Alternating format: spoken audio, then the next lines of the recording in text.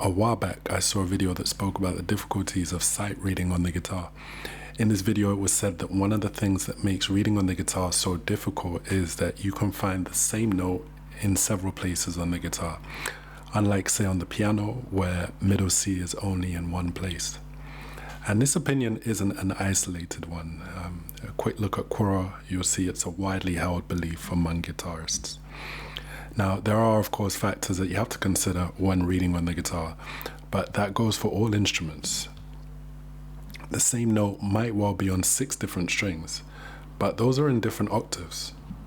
So how many places can you find this C on the guitar? Amazingly, you can find this C on 4 different strings.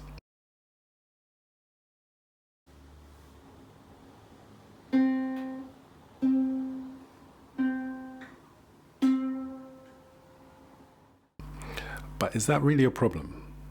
Let's dive into the details. So on the surface, it sounds like a problem. You imagine having to choose between 4 different places to play the same note, and that's quite daunting. The good news is, in practice, this isn't actually a consideration. It's not a problem. In this video, I'll explain why I think the most commonly given reason for why sight reading is harder on the guitar than on other instruments isn't true. The 19th century saw the first batch of serious guitar method books published. All of the great composers of the day, saw Giuliani, Aguado, Carulli, and Carcassi, produced method books and collections of beginner studies.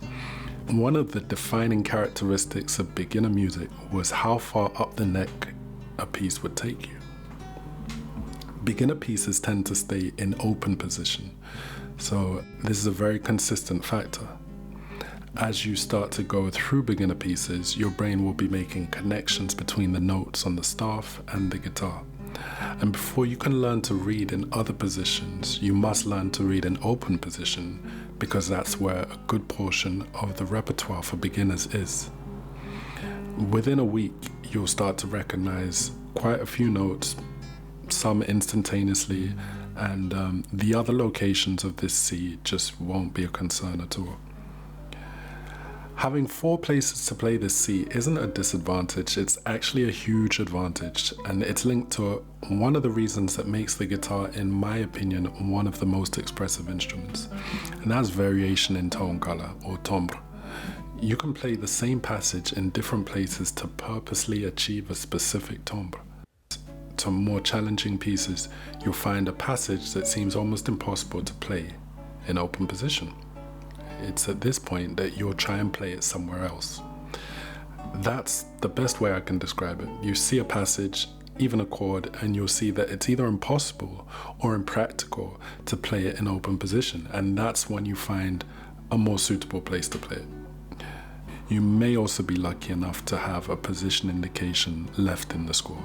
So to summarize, the same note in multiple positions isn't a problem for sight reading, because for the vast majority of beginner pieces, there will be only one logical place to play a note, and that will be in open position.